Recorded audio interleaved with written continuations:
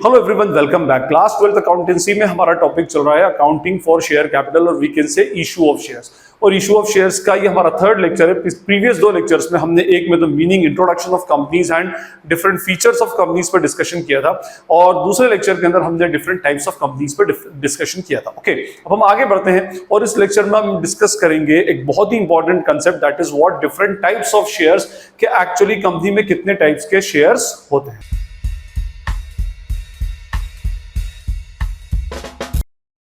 Previous lecture में ये बात ऑलरेडी डिस्कस कर चुके हैं कि कंपनी एक ऐसा फॉर्म ऑफ बिजनेस है जो एक बहुत ही लार्ज स्केल के ऊपर होता है और लार्ज स्केल पर स्टार्ट किया जाता है। क्यों लार्ज स्केल पर स्टार्ट किया जाता है? क्योंकि उस स्केल पर उस कंपनी का जो स्कोप होता है वो अनलिमिटेड होता है। आप जितना चाहो अपने बिजनेस को एक्सपांड कर सकते हो। लेकिन जब कोई बिजनेस एक लार्ज स्केल पर स्टार्ट किया जाएगा तो नेचुरली उस लार्ज स्केल के बिजनेस के लिए लार्ज अमाउंट ऑफ कैपिटल की रिक्वायरमेंट भी होगी। और मैंने आपको बताया था कि भाई इस लार्ज अमाउंट की कैपिटल को एक दो बंदे को इंट्रोड्यूस नहीं करते, उसको छोटे छोटे पार्ट्स में तोड़ दिया जाता है जो पार्ट्स कहलाते हैं शेयर्स, और फिर पब्लिक को इन्वाइट किया जाता है कि आप आकर हमारी कंपनी के शेयर्स बाय करो, और अगर कंपनी शेयर्स बाय कर रही है मींस वो आपकी कंपनी के अंदर कैपिटल इंट्रोड्यूस करिए। जैसे फॉर एग्जांपल मैंने आपको पहले भी एग्जांपल दिया था कि मान लीजिए कंपनी को टोटल 1 करोड़ रुपए की कैपिटल की रिक्वायरमेंट है। अब इस 1 करोड़ को कंपनी क्या करेगी, 10 रुपीस वाले टोटल 10 लाख पार्ट्स के अंदर तोड़ देगी। अब ये जो 10 लाख है ये क्या कहलाएंगे, 10 लाख शेयर्स कहलाते हैं, और ये कहलाती है आपकी फेस वैल्यू। एक शेयर जितने का होता है, जितने की कंपनी पे लायबिलिटी बनती है, that is called as face value. और ये जो 1 करोड़ है ये कहलाएगी कंपनी की व्हाट, शेयर कैपिटल। तो शेयर कैपिटल इसलिए बोलते हैं क्योंकि सब शेयर करके उसमें पैसा डालते हैं, तो that is called as what, share capital. तो ये बोला गया कि भाई ये शेयर्स कंपनी इशू करती है just to arrange the capital of the company. वो बोलती है कि भाई अगर आपको हमारी कंपनी में पैसा लगाना है तो आप 10-10 रुपए के डिनोमिनेशन में लगा सकते हो। आप क्या करो, शेयर्स को बाय करो। वो एक टाइप का यूनिट सेल करती है, शेयर्स को बाय करें, वो शेयर्स बेचेंगे तो ऑटोमेटिकली कंपनी के पास पैसा बेसिकली आ जाएगा। तो अब हम डिस्कस करेंगे कि भाई ये शेयर्स एक्चुअली कितने टाइप के होते हैं। तो देखिए हमारे पास अगर हम बात करें टाइप्स ऑफ शेयर्स में, तो we have basically 2 types of shares. First होते हैं हमारे कौन से, प्रेफरेंस शेयर्स। प्रेफरेंस शेयर्स होते हैं as per section 48B of the Indian companies act 2013। और सेकंड होते हैं हमारे कौन से, इक्विटी शेयर्स, या हम बोलते हैं उसमें common stock equity shares as per section 48(1) of the companies act 2013। ठीक है, तो हमारे पास मेजरली 2 क्लासिफिकेशंस होते हैं शेयर्स के। एक होते हैं प्रेफरेंस शेयर्स और दूसरे होते हैं इक्विटी शेयर्स। Okay fine. देखिए इक्विटी शेयर जो होते हैं कंपनी के ओरिजिनल ओनर्स होते हैं, और प्रेफरेंस शेयर जो होते हैं इनको प्रायोरिटी मिलती है, बट ये एक्चुअली कंपनी के ओरिजिनल ओनर्स नहीं होते। देखिए नाम से जैसा लग रहा है कि भाई प्रेफरेंस शेयर्स, तो प्रेफरेंस शेयर्स को बहुत सारी चीजों पर क्या मिलती है, प्रायोरिटी मिलती है। तो क्या प्रायोरिटी, इनको पहला प्रेफरेंस होता है preference over payment of dividend. Dividend को मैंने उस दिन बताया था कि भाई जब भी कंपनी अपना प्रॉफिट शेयर होल्डर्स को डिस्ट्रीब्यूट करती है तो जितना प्रॉफिट वो शेयर होल्डर्स को डिस्ट्रीब्यूट कर रही है that is called as what, dividend. तो प्रायोरिटी ओवर डिविडेंड मींस अगर इक्विटी और प्रेफरेंस दोनों हैं, जैसे इक्विटी शेयर्स तो होंगे ही होंगे, इक्विटी और प्रेफरेंस दोनों, तो पहले डिविडेंड जो डिस्ट्रीब्यूट होगा, पहले प्रॉफिट जो डिस्ट्रीब्यूट होगा वो प्रेफरेंस को डिस्ट्रीब्यूट होगा, और उसके बाद अगर बच गया then it will be distributed to the equity share holders. Okay, तो यहां पर इनको पहली प्रायोरिटी है, पहला प्रेफरेंस होता है प्रेफरेंस ओवर रिफंड ऑफ या रीपेमेंट ऑफ डिविडेंड। सेकंड इनको प्रेफरेंस होता है preference over repayment of capital. Repayment of capital actually ये तब होता है जैसे कंपनी वाइंड अप हो गई, जिसको हम बोलते हैं लिक्विडेशन ऑफ कंपनी। जब कंपनी लिक्विडेट होती है, वाइंड अप होती है, और जब सबका पैसा डिस्ट्रीब्यूट होता है तो सारी एक्सटर्नल पार्टीज को देने के बाद में जब शेयर होल्डर्स के लिए पैसा बचता है तो प्राइमरीली पहले या प्रायोरिटी वाइज पहले प्रेफरेंस शेयर्स को डिविडेंड दिया जाएगा, और उसके बाद अगर कुछ मनी बच गया तो that it will be paid to the equity share holders. बचने के बाद इक्विटी शेयर होल्डर्स को दिया जाएगा। मींस यहां पर इनको प्रायोरिटी होती है over payment of dividend as well as over repayment of the capital. जब भी उनकी पेमेंट होगी तो पहले प्रेफरेंस को बटेगी, बाद में इक्विटी को बटेगी। तीसरा इसका एक फीचर होता है कि इनको एक फिक्स्ड अमाउंट या fix rate of dividend actually मिलता है। फिक्स रेट ऑफ डिविडेंड कैसे, इसको हम आइडेंटिफायर इंटरप्रेट करते हैं। जैसे यहां पे लिखा है company issued 1 lakh 8% preference shares of ₹10 each. अब जैसे ये इस तरह से लिखा हुआ है तो इसका इंटरप्रिटेशन करने का तरीका क्या होता है, देखिए ये 1 लाख जो है, this 1 lakh is what, number of preference shares. Means company ने टोटल 1 लाख शेयर्स मार्केट में इशू किए हैं। This 8% will be what? This 8% will be rate of dividend. Same to same फंडा डिवेंचर के साथ भी होता है, बस यहाँ पर डिवेंचर लग जाएगा, वहां पर यहाँ पर रेट ऑफ डिविडेंड है, वहां पर रेट ऑफ इंटरेस्ट एक्चुअली आ जाता है। And this 10 rupee will be the face value. ये कंपनी, ये उस शेयर की फेस वैल्यू मींस पर शेयर कंपनी के ऊपर 10 रुपए की लायबिलिटी बन रही है। अब देखिए यहां पर अगर मैं कहूं टोटल शेयर कैपिटल कितनी होगी, तो total share capital will be 1 lakh shares into 10 rupees is equals to 10 lakh.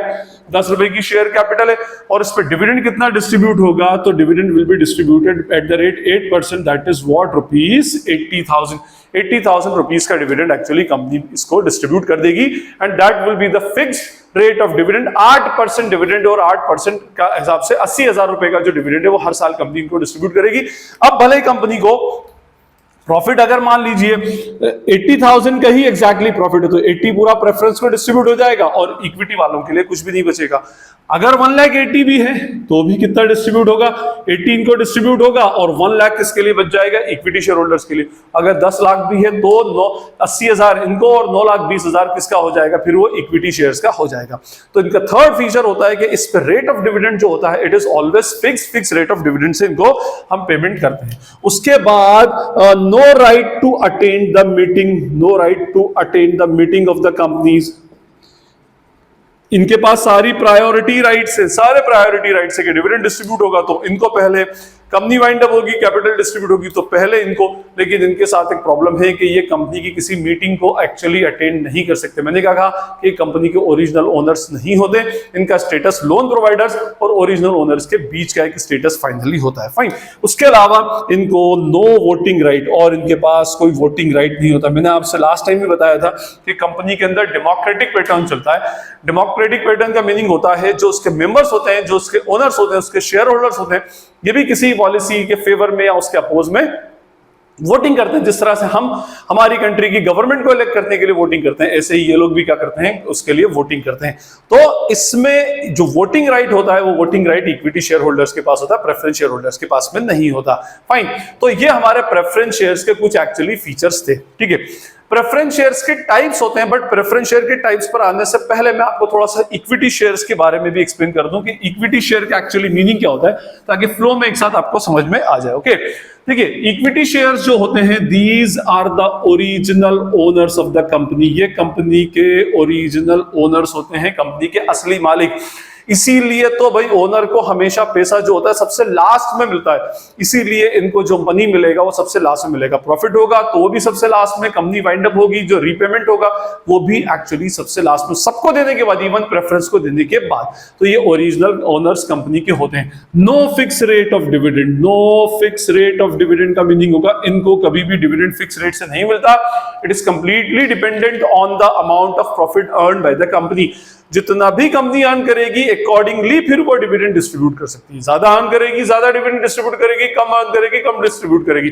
आपने बिजनेस स्टडीज में, फाइनेंशियल मैनेजमेंट में पढ़ा ही होगा investing decision, financing decision and dividend decision. तो डिविडेंड डिसीजन के लिए भी बहुत सारे फैक्टर्स रिस्पॉन्सिबल होते हैं और अगर वो सर्कमस्टांसेस कंपनी को अलाउ करते हैं तो फिर अकॉर्डिंगली कंपनी क्या करती है, डिविडेंड डिस्ट्रीब्यूट करती है। एनीवे, कहने का मीनिंग ये कि कोई फिक्स रेट नहीं है। जैसे मैंने अभी एग्जांपल दिया था यहाँ पर 8% 80,000, तो इस तरह से कभी भी फिक्स डिस्ट्रीब्यूट नहीं होगा।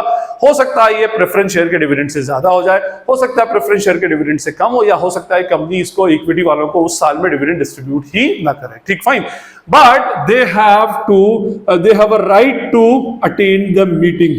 ये इनके पास कंपनी की जितनी भी मीटिंग्स होंगी जिसमें इनको राइट होता है, ये वो कंपनी को मीटिंग राइट अटेंड करने का इनके पास राइट होता है। और इनके पास होता है राइट टू वोट। कंपनी के अंदर क्या होता है, वोटिंग करने का एक्चुअली इनको राइट होता है। फाइन। तो ये बेसिकली हमारे इसके कुछ फीचर्स थे। इक्विटी शेयर होल्डर्स के पास हर चीज में सेकेंडरी, या मैं सेकेंडरी वर्ड यूज नहीं करता, इसके बोलता हूं अल्टीमेट राइट, सबसे लास्ट राइट जो होगा वो किसका होगा, इक्विटी शेयर का होगा। वैसे भी कंपनी का ओरिजिनल ओनर है तो ओरिजिनल ओनर को तो हमेशा सबसे पैसा सबसे लास्ट में ही एक्चुअली मिलता है। ठीक है। ये प्रेफरेंस शेयर था हमारा as per section 48B of Indian companies act 2013 और equity shares as per section 48(1). अब देखिए इक्विटी शेयर्स में तो डिफरेंट क्लासेस या different types of equity shares नहीं होते, बट प्रेफरेंस शेयर्स में 8 टाइप के प्रेफरेंस शेयर्स होते हैं बेस्ड ऑन 4 डिफरेंट क्लासिफिकेशंस। देखिए प्रेफरेंस शेयर्स में टाइप्स ऑफ प्रेफरेंस शेयर्स की अगर हम बात करें, टाइप्स ऑफ प्रेफरेंस शेयर्स, तो उसमें सबसे पहले होता है on the basis of dividend payment. Dividend payment की बेसिस पर पहला होता है। दूसरा on the basis of what, convertibility. Second होता है on the basis of convertibility. Third होता है on the basis of participation, participation की बेसिस पर होगा। And fourth one will be on the basis of redemption, redemption या जिसको हम बोले on the basis of repayment. इस बेसिस पर हम बात करें तो ज्यादा बेटर है। ओके, मींस हमारे पास टोटल 4 बेसिस है जिस पर हमारे different types of preference shares होते हैं। हर बेसिस पर दो दो टाइप्स के होंगे, एक पॉजिटिव एक नेगेटिव। एक याद कर लें, दूसरा ऑटोमेटिकली आपको समझ में आ जाएगा। देखिए, सबसे पहले डिविडेंड पेमेंट के पॉइंट ऑफ व्यू से दो टाइप के होते हैं। एक होता है cumulative preference shares and second is what, non cumulative preference shares. Non cumulative preference shares. देखिए, आपने 11th स्टैंडर्ड में स्टैटिस्टिक्स में मीडियन कैलकुलेट किया था और वहां पर आपने क्यूमुलेटिव फ्रीक्वेंसीज कैलकुलेट की थी। क्यूमुलेटिव फ्रीक्वेंसी क्या होती है? हर फ्रीक्वेंसी अपनी नेक्स्ट रिस्पेक्टिव फ्रीक्वेंसी से क्या होती है, ऐड होती जाती है और उसके वेटेज बढ़ता जाता है। क्यूमुलेटिव और नॉन क्यूमुलेटिव का फंडा मैं आपको बताता हूं। देखिए, मैंने अभी आपसे कहा कि ये जो डिविडेंड है ये एक फिक्स रेट से एक्चुअली डिविडेंड मिलता है। मान लीजिए एक कंपनी के टोटल 10 लाख रुपए के 10 लाख रुपीस के प्रेफरेंस शेयर्स हैं जिसके ऊपर 10% मींस 1 लाख रुपए का डिविडेंड कंपनी को हर साल एक्चुअली देना है। ओके, अब लेट सपोज मान लें ईयर 18-19 में कंपनी को हो गया लॉस।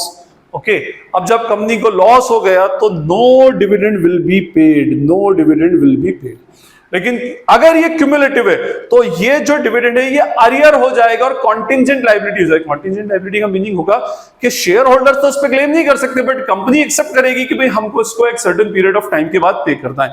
तो ये 1 लाख रुपए का जो डिविडेंड था, ये डिविडेंड कंपनी बैलेंस शीट में नहीं, बैलेंस शीट के नीचे फुटनोट के फॉर्म में कॉन्टिंजेंट लायबिलिटी में शो कर देगी that arrears of dividend on preference share कितना है, 1 लाख रुपीस। सर्टेन इवेंट के केस, सर्टेन इवेंट क्या, कंटीजेंट लायबिलिटी क्या होती है, सर्टेन इवेंट के केस में पेबल होती है। सर्टेन इवेंट क्या, इन केस ऑफ प्रॉफिट, जब प्रॉफिट होगा तब दिया जाएगा। चलिए जी, 1920 में लेट सपोज फिर से कंपनी को लॉस हो गया तो इस साल भी कंपनी कोई डिविडेंड डिस्ट्रीब्यूट नहीं करेगी, लेकिन अब कंपनी के ऊपर 2 साल का डिविडेंड अरियर हो चुका है। बैलेंस शीट की लायबिलिटी में शो नहीं करेगी, वो उसको कॉन्टिजेंट में शो करती है। तो अब अरियर ऑफ डिविडेंड कितना हो जाएगा, 1 lakh plus 1 lakh is equals to what, 2 lakh. और लेट सपोज 2021 में कंपनी को एक लंबा चौड़ा प्रॉफिट हो गया 5 लाख रुपीस का। तो अब इस ईयर के अंदर कंपनी को इस ईयर का डिविडेंड प्लस जो लास्ट 2 साल का जो अरियर ऑफ डिविडेंड था वो पूरा पे करना पड़ेगा। मींस प्रेफरेंस शेयर को 3 लाख रुपीस डिस्ट्रीब्यूट होंगे और उसके बाद rest of the amount will be paid to the equity share holders, या उनके लिए रख दी जाएगी, उन लोगों के लिए रिजर्व कर दी जाएगी। फाइन। तो क्यूमुलेटिव का मीनिंग होता है कि जिस साल में लॉस होगा उस ईयर में डिविडेंड तो पे नहीं किया जाएगा, बट वो नेक्स्ट ईयर में क्यूमुलेट होता जाता है और जैसे ही प्रॉफिट होगा, हैपनिंग ऑफ सर्टेन इवेंट, जैसे ही कंपनी को प्रॉफिट होगा कंपनी उस डिविडेंड को डिस्पोज कर देगी। ये कहलाता है हमारा कौन सा, क्यूमुलेटिव प्रेफरेंस शेयर्स। इसको हम बोलते हैं क्यूमुलेटिव प्रेफरेंस शेयर्स। और नॉन क्यूमुलेटिव क्या, भाई जिस ईयर में प्रॉफिट हो उस ईयर का डिविडेंड ले लो, जिस ईयर में प्रॉफिट नहीं हो उस ईयर में डिविडेंड छोड़ दो। देखिए, यहां पर अगर कंपनी को लॉस हुआ तो डिविडेंड डिस्ट्रीब्यूट नहीं होगा, लेकिन डिविडेंड अरियर भी नहीं होगा। भूल जाइए कि आपको कोई डिविडेंड लेना था, कंपनी को लॉस हुआ, डिविडेंड नहीं देगी, प्रॉफिट ही नहीं होता, कैसे डिस्ट्रीब्यूट करेगी। इस ईयर में भी लॉस हुआ, no dividend will be paid. But इस ईयर में कल अगर 5 लाख का प्रॉफिट हुआ तो कंपनी सिर्फ इस ईयर का डिविडेंड डिस्ट्रीब्यूट करेगी, दैट्स इट। और बाकी के 4 लाख रुपए ये किसके मिल जाएंगे, इक्विटी शेयर होल्डर्स का राइट होगा 5 लाख रुपीस का। मींस जिस ईयर में प्रॉफिट उस ईयर का डिविडेंड पेड, जिस ईयर में लॉस उस ईयर का डिविडेंड ना तो पे होगा ना ही आगे कैरी फॉरवर्ड होगा अरियर्स ऑफ डिविडेंड के फॉर्म में।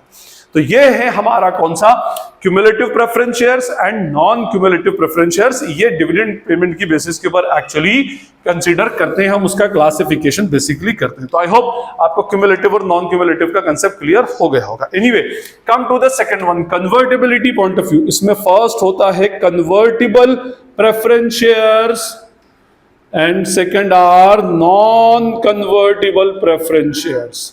एक होते हैं कन्वर्टिबल प्रेफरेंस शेयर्स और दूसरे होते हैं नॉन कन्वर्टिबल प्रेफरेंस शेयर्स।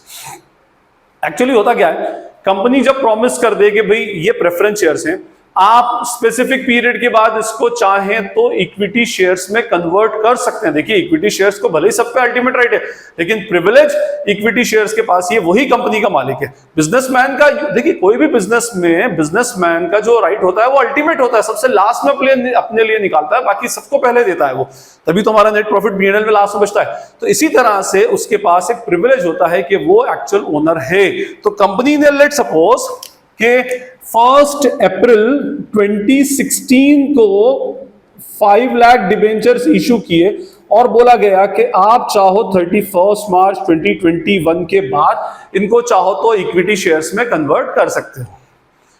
अब अगर आप इसको इक्विटी शेयर में कन्वर्ट कर लेते हो, जो इक्विटी शेयर में कन्वर्टेबल है, those are called as convertible preference shares. और अगर बोल दिया जाए कि भाई कन्वर्टेबल नहीं है, इसका पैसा हम आपको वापस कर देंगे 5 इयर्स के बाद, मतलब रेडी में भर जाएंगे, तो वो कहलाएंगे आपके नॉन कन्वर्टेबल प्रेफरेंस शेयर्स, जो एक स्पेसिफिक पीरियड ऑफ टाइम के बाद इक्विटी शेयर में कन्वर्ट हो जाएं, those are called as convertible preference shares. और अगर इक्विटी शेयर में कन्वर्ट ना हो तो those are called as non convertible preference shares. Fine, I hope it is clear. Now come to the third one, that is participation के point of view से again there are 2 types of preference shares। First होता है participating preference shares और second होता है non participating preference shares। दूसरा क्या होगा? non participating preference shares। तो पहला होगा पार्टिसिपेटिंग, सेकंड होगा नॉन पार्टिसिपेटिंग। अब ये पार्टिसिपेटिंग और नॉन पार्टिसिपेटिंग का मीनिंग, जैसे मैंने अभी आपको थोड़ी देर पहले बताया कि भाई प्रेफरेंस शेयर्स के ऊपर जो डिविडेंड है वो फिक्स रेट से डिस्ट्रीब्यूट होता है। जैसे लेट सपोज ये बोला गया कि भाई टोटल हमारे 10 लाख डिबेंचर्स हैं और इस पर रेट ऑफ डिविडेंड 10% है। तो यहां पर डिविडेंड जो होगा, देखिए कंपनी का जो डिविडेंड होगा प्रेफरेंस शेयर डिविडेंड वो होगा कितना? 1 लाख रुपीस पर ईयर। अब अगर कंपनी का प्रॉफिट एग्जैक्टली 1 लाख है तो 1 लाख इनको देकर फिर इक्विटी को कुछ भी डिस्ट्रीब्यूट नहीं होगा। अगर 2 लाख है तो 1 लाख इसको, 1 लाख इक्विटी को, 3 लाख है तो 1 लाख इसको, 2 लाख इक्विटी को, 5 लाख है तो 1 लाख इसको, 4 लाख इक्विटी को। बट पार्टिसिपेटिंग में खेल दूसरा हो जाता है। पार्टिसिपेटिंग में कंपनी कुछ कंडीशन रखती है कि भाई up to the extent of this amount of profit fix rate of dividend will be paid to the preference share holders and beyond that amount of profit certain percentage share will also paid to the preference share holder. देखिए मैं आपको समझाता हूं। जैसे company ने कहा कि भाई अगर हमारी कंपनी का 10 लाख रुपए तक का प्रॉफिट होगा तो हम आपको जो फिक्स रेट ऑफ डिविडेंड है उतना ही देंगे, और 10 लाख से ऊपर अगर चला गया तो जो सरप्लस होगा उस सरप्लस का लेट सपोज 30% आपको अलग से दे दिया जाएगा। मींस आप सरप्लस में पार्टिसिपेट करेंगे, ठीक है। तो that is called as what? Participating preference share. मान लीजिए कि कंपनी को, जैसे मैं आपको 2 4 5 एग्जांपल लेता हूं, कंपनी का प्रॉफिट इस साल हुआ 8 लाख रुपीस का, ठीक है। तो 10 लाख रुपए तक तो फिक्स रेट ऑफ डिविडेंड, तो पहले प्रेफरेंस को मिल जाएगा कितना? 1 लाख, और remaining amount will be payable to the equity. 7 lakh रुपए इक्विटी के हैं। 10 लाख भी हो गए, या मैं 10 लाख से ऊपर की बात करें हम सीधे कि भाई मान लीजिए अगर 13 लाख रुपए का प्रॉफिट हुआ तो अब इस 13 लाख के प्रॉफिट में से पहले 1 लाख रुपया जो प्रेफरेंस को मिलता है वो मिलेगा, बचा कितना? 12 लाख, ठीक है। अब 10 लाख के ऊपर तो बचा हुआ 9 लाख रुपया जो है वो किसको चला जाएगा? इक्विटी शेयर्स को। अब कितने बचे? 3 लाख। तो इस 3 लाख में से 30% और 3 से 90,000 और बेसिकली क्या होगा? इन लोगों को रिसीव हो जाएगा। तो टोटल प्रेफरेंस शेयर को कितना मिल गया? 1 लाख प्लस 90,000, टोटल 1,90,000 रुपीस का डिविडेंड मिल गया। और 3 लाख में से 90,000 इनको दिए तो 2 लाख 10 फिर इक्विटी की होगा। इक्विटी को कितना मिला? 9 lakh plus 2 lakh 10, that is what? 11,10,000। तो पार्टिसिपेटिंग मींस कंपनी को एक फिक्स अमाउंट ऑफ प्रॉफिट के बाद जितना सरप्लस होता है उस सरप्लस का कुछ सर्टेन परसेंटेज हम अगर प्रेफरेंस शेयर्स को देते हैं तो those are called as what? Participating preference shares. और अगर नहीं देते तो बोल दिया जाएगा कि 50 लाख का भी प्रॉफिट होगा तो आपको वही 1 लाख जो मिलना है वही मिलेगा, तो those are called as non participating preference share. हम उनको क्या बोलेंगे? नॉन पार्टिसिपेटिंग प्रेफरेंस शेयर्स बोलेंगे। Okay fine. उसके बाद लास्ट हमारा है रीपेमेंट पॉइंट ऑफ व्यू। जैसे मैंने क्या कहा था आपसे कि भाई प्रेफरेंस शेयर जो होते हैं उनका स्टेटस इक्विटी और डिबेंचर्स के बीच का होता है, एक तरह से लोन होता है।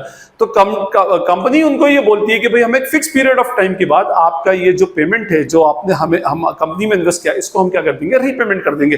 कंपनी ने कहा कि भाई हम 1 अप्रैल 16 को डिबेंचर्स इशू कर रहे हैं 5 लाख रुपीस के, और इसके 5 साल बाद 31 मार्च 21 को इसका पेमेंट कर देंगे, रीपेमेंट कर देंगे। अगर ऐसा होता है तो such type of preference shares are called as what? Redeemable preference shares. कौन से कहलाएंगे ये? Redeemable preference shares. हम इसको बोलेंगे कौन सा? Redeemable preference shares. और अगर वापस नहीं किया जाता, कंपनी वाइंड अप होगी तभी वापस मिलेगा, तो those are called as what? Irredeemable preference shares. उनको हम बोलेंगे इरिडीमेबल प्रेफरेंस शेयर्स। फाइन। जब कंपनी अपने लाइफ टाइम में पैसा देने की बात करे तो वो कहलाते हैं रिडीमेबल। अच्छा, एट अ टाइम देखिए, मैंने अभी आपसे क्या कहा था कि अगर कंपनी ने प्रॉमिस किया कि 1 अप्रैल 16 को हमने 5 लाख रुपीस के डिबेंचर इशू किए, अब अगर 5 लाख प्रेफरेंस शेयर इशू किए, अब अगर चाहो तो 5 इयर्स के बाद आप चाहो तो उसके अगेंस्ट कैश ले लेना, और आप चाहो तो उसको इक्विटी शेयर में कन्वर्ट कर लेना। अब मान लो 5 लाख शेयर से 5 लाख में से 4 लाख के शेयर्स के शेयर होल्डर ने इसको इक्विटी शेयर में कन्वर्ट कर लिया, और 1 लाख लोगों ने इसका पैसा वापस ले लिया। तो कहने का मीनिंग होता है कि हर कन्वर्टिबल प्राइमरीली रिडीमेबल होता है। पूरे के पूरे रिडीमेबल थे। ये बात अलग है कि इनको रिडीमेबल इन कैश किया गया और इसको रिडीमेबल थ्रू कन्वर्जन किया गया, कन्वर्जन के थ्रू रिडीम कर गया। भाई कन्वर्जन भी तो एक टाइप का रिडीम्पशन ही है, उनका रीपेमेंट ही है। तो बेसिकली ये हमारे टोटल 8 टाइप्स के प्रेफरेंस शेयर्स थे। हमने ऑलरेडी डिस्कस कर लिए। Equity of preference share as per section 48B, equity shares as per section 48(1), और हमारे पास टोटल 8 टाइप के प्रेफरेंस शेयर्स थे। उनकी अलग अलग बेसिस थी: dividend payment, convertibility, participation, repayment, cumulative, non cumulative, convertible, non convertible, participating, non participating, redeemable and irredeemable. तो आई होप आपको अब ये types of preference shares clear हो गया होगा। ये बेसिक कंसेप्ट्स हैं, आपके आगे इक्विटी शेयर्स के कंसेप्ट को क्लियर करने के लिए बहुत इंपॉर्टेंट है। I hope it is clear to you all. फिर भी अगर कोई आपको क्वेरी या डाउट लगती है तो आप कमेंट सेक्शन में पूछ लीजिएगा। This is Najeeb Hashmi signing off from Najeeb Hashmi's academy. Thank you.